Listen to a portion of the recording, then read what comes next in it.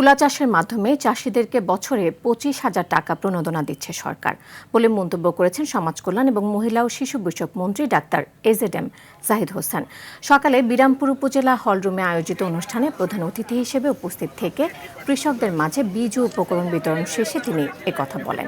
অনুষ্ঠানে 100 জন কৃষকের মাঝে বিনামূল্যে হাইব্রিড তুলা বীজ, সার, কীটনাশক ও পিজিআর এবং 300টি শিমুল ও মসলিন চারা বিতরণ করা হয়। তুলা কিন্তু খুব লাভজনক ফসল, এটা অল্প দিনে তুলা গাছে তুলা হয় এবং সেই তুলার দাম কিন্তু অনেক বেশি। অর্থাৎ ধান যদি হয় 1200 টাকা, তুলা কিন্তু হবে 4000 টাকা। 25,000 টাকা সরকার আপনাকে বছরে প্রণোদনা দেবে কার্বন নিঃসরণ প্রতিরোধে যে আপনি যে ভূমিকা রাখছেন সেই জন্য।